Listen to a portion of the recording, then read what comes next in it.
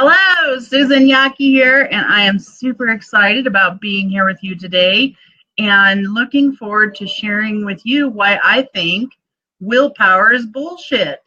There's probably, excuse me, there's probably some controversial around that, and hey, that's okay. I'm all about speaking the truth and just saying what's on my mind as it comes up. So I just wanted to share a little bit more about why I think willpower is such bullshit. First off, have you ever asked yourself, or how many times have you asked yourself or said these kinds of words? Oh my God, if only I had just enough willpower, I could get healthier. If I only had enough willpower, I know I could get some of those projects done. Have you ever done that? I mean, really? Look, here's the thing. For people who want to have a permanent shift in different areas of your life, and the truth is that we all want to have a permanent shift where we have that success and tangible results, and whether it's in the area of living a healthier lifestyle, in the area of having a better relationship with your partner or spouse, with your children, with your mother, your father, extended family, people that you work with, whether it's starting a new business, or maybe you're in a business and you've come to that ceiling where you just now you wish you had some willpower to push through. Well, first off, let me just say, if you're looking to willpower to have more happiness, freedom, joy, love, it's not going to happen. That's not what's going to give you what you need or what you're searching for. So, if you want personal progress in achieving your goals, the best approach really is to, I'm just looking at my notes. If you notice, I look down a lot. To have personal progress and achieve the kinds of goals that you want to achieve, or have those kinds of relationships that you really want to have, you've got to start by getting that everything that we want is like overcoming an addiction. Really, everything we do is an addiction, and we're working through those addictions to overcome them. So in other words, it takes time. It takes time, to create a structure and have a plan in place. And, you've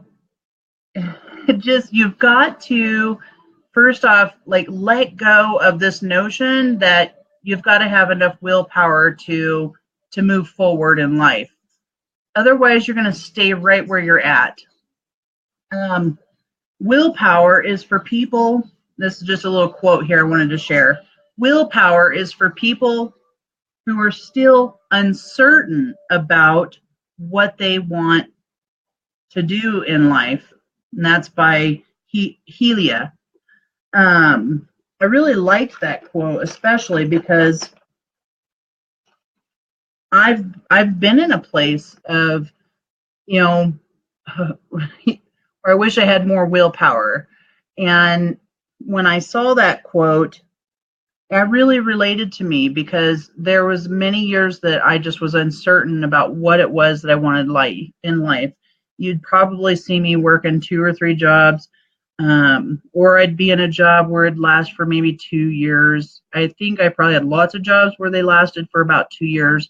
But I would get burnt out, or I just become, less enjoyable. It wasn't as challenging. And willpower was no longer, moving me through to get past that 2-year point. I didn't really start understanding willpower and why it doesn't work until I started to really ask myself questions and go a little bit deeper about what it is that I really want in my life. So with that, that's part of actually being able to move forward, the first thing you've got to get is you got to openly admit that you're addicted. You're addicted to social media. You're addicted to your current belief system. You're addicted to your comfort zone. And boy, do I got one to share with you on that comfort zone stuff. Wow, I literally just had a great transformation or a great breakthrough around my level of comfort zone. You know, you're even addicted to your own excuses. People are also addicted to a lot of other behaviors that contradict your goals. So if you're serious about the changes that you want in your life, I'm here to tell you that willpower just isn't enough. It's not going to cut it. It's actually quite the opposite. Willpower is what's actually holding you back. You know, it's a broken approach to thriving and success. Willpower is for people who are, like I said, uncertain about what they want to do in life. So if you're required to exert willpower to do something, there is an obvious internal conflict happening there. You know, for example, say you see this cookie, but you don't want to eat it because you want to be healthy, and the environment versus your goal. Tension starts to mount there a little bit. What are you going to do about that? Are you going to be strong this time and resist? Or are you going to crumble and fall and just eat that cookie? Well, according to psychological research, your willpower is like a muscle. It's a finite resource that depletes over time with use. And as a result, by the end of your strenuous days, your willpower, just the muscle is tired, it's exhausted, and then you're left naked and defenseless. You have zero control to stop the one nighttime munchie and time wasters. So clearly, the research on willpower explains human behavior, but only on the surface level.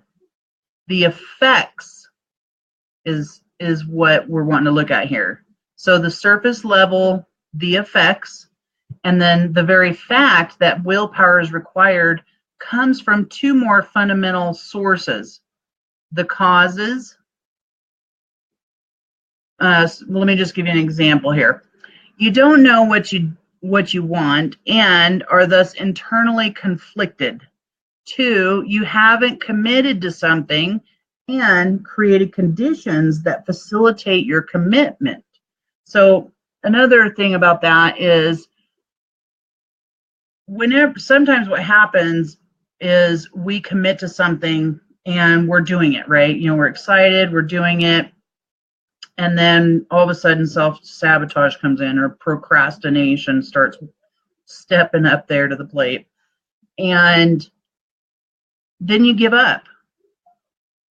That fear of, oh, I just don't deserve this. It's too scary for me. Who am I kidding? I'm not going to get through this. It's all that brain stuff that just keeps getting in the way. Well, first off, you got to get that the brain is a tool. It's a part of our body that is to protect us. And so every time you have quit or think you've failed at something, the brain remembers that. And so when you start to take on something new, or maybe you start doing that, new dieting program or whatever, and you're excited, and then all of a sudden there's that stuff again. Well, that's because your brain is like, whoa, you can't go there. Something good's not going to come out of this, reminding you of failure. Oh, see, you can't do this. It's not good for you. When in fact, we need to think the complete opposite of that. And actually take it on. Like that's your green light to go. Ask yourself to have this certainty. Ask yourself, what do you really want? Once you make a decision, the universe conspires with making it happen. Ralph Waldo Emerson. If your life requires willpower, you haven't fully determined what it is that you want. So important to be very clear on what you want. Because once you make a decision, the internal debate, well, it's just kind of over.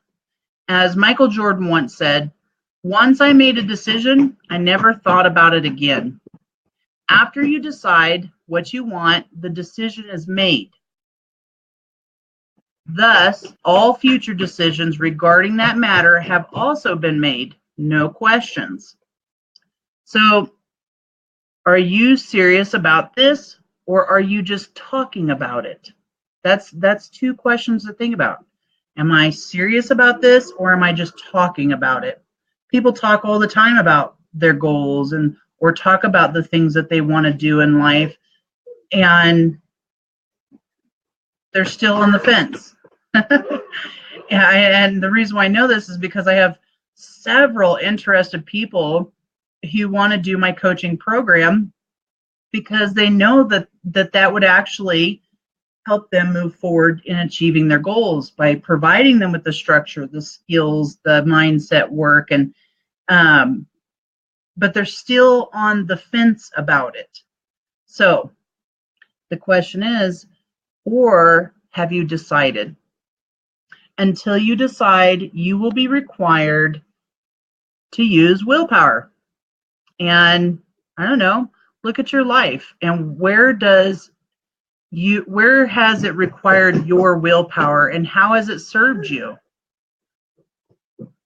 You can continue making minimal progress. Other thing is are you committed? I actually know a lot of people who say they're committed, but then they're not taking any kind of actions towards that commitment. Well, first off, let's ask the question, what is commitment? How do you know if you're truly committed to something? Well, when it comes to achieving goals, commitment involves 1, investing up front, making it public, setting a timeline, installing several forms of feedback, accountability, removing or altering everything in your environment that opposes your commitment. If you're truly committed to something in your life and in your mind, it's as though you've already succeeded. All doubt and disbelief, I don't want to say that they're necessarily gone because they will tend to show up. And that's when you're not in action. When you're not in action, you're giving the space for your brain to start questioning everything. Yeah? Okay. Can you give me just 1 minute? I'm doing a live. This is my daughter, Bella. So this is the fun thing about working from home. I get to enjoy my daughter having the ability to just come to me when she needs me. So here's the thing, if you're really truly committed to something, you will do whatever it takes to make that happen, that thing that you're committed to happen. I hear a lot of people, I'm committed, but I'm committed, but I just don't have enough time, or I'm committed, but I don't have enough money. I'm committed. And then there's these excuses like, I've got to talk to my husband first, or I've got to talk to my wife first. Like you need some sort of validation of growing and doing something and expanding for yourself in life. All right. If you're committed to running a marathon, you're going to put everything in place to make it happen. People who are marathon runners don't just get out there and start running, right? I mean, there's probably people who've tried that and weren't successful. You're going to start, first you're going to start up by signing up for the race first off, which is your investment. And then you're going to make it public. Phase 1 of accountability. You're going to get a running partner who holds you accountable. So for me, I have 2 accountability partners. I have 2 coaches, all around the area of business and health. And then I have another coach who helps me stay inspired and keeps my creative juices flowing. So I invest in myself, not only just through accountability partners. I have a mastermind group. I have a few mastermind groups. There's one that I'm in, that I participate in. And then I also run my own VIP mastermind groups, where we can grow together and have that knowledge connection and build each other up, hold each other accountable. I mean, they're really amazing. If you've never been in one, you're welcome to put a note in my messenger or inbox and let me know if you'd like to know more about that. So anyways, you're going to track your progress. You need feedback to see where you're at. So recently, for myself, I'm moving along, taking actions. And then all of a sudden I just started feeling off and just kind of screwed up about what's going on. And it took me a little time to figure it out. But what happened was I made a decision to take on something that was new, excuse me, that's new, that I'm in alignment with, that's also in alignment with my path that I'm on. However, it happened so sudden, and I was like, okay, you've got like 2 weeks to do this. I'm like, whoa, me, I like to plan, have a structure, and so it threw everything off balance, including my family. So if you are off in one area of your life, it could be in your relationship, or maybe you're off in your health, or maybe you're off in your business. It doesn't matter which area, it impacts all the rest of those areas. So you want to create conditions that make success inevitable.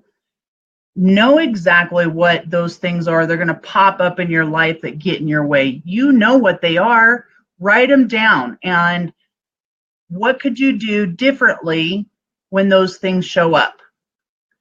So the conclusion here is that Napoleon Hill once said, when your desires are strong enough, you will appear to possess superhuman powers to achieve. In a similar way, Bill Walsh said, if your why is strong enough, you will figure out how. You got to let go of how you're going to make it happen. You got to let go of the outcome. You know what the outcome's going to be, so why sit and think about it all the time? Oh, it's not all that's going to do is lead you down the road of, oh, that's not going to happen. It's not going to happen. You don't want to go there, because then it just takes you off track. That's your mind messing with you. If you're required to use willpower, you haven't made up your mind. Your desire, your why for your goals just isn't strong enough. You haven't fully committed to what you're going to do. And that could be some limiting beliefs that you haven't dealt with. And your environment opposes your goals. Thus, you haven't created an environment that makes your goals inevitable.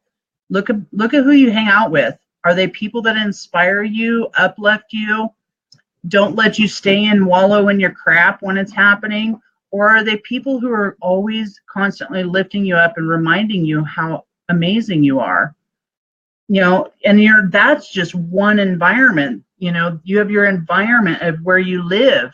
If your house is unorganized and dirty and chaotic, that's where your mind's at. So when you get off of here today, what is something that you could put in place that helps your environment, inspires it? Our environments are really key in in how we're showing up in life. They're indicators of what's going on with us as well. So that's my spiel today on willpower. I wish you a wonderful day, and I hope you have some really great responses to what I've shared with you. And I look forward to answering any questions that you might have about what I just shared. And definitely make sure that you put in the comments where you're from and what questions you might have for me about willpower, or share where you've used willpower in your life and it didn't work out for you. Have a great day.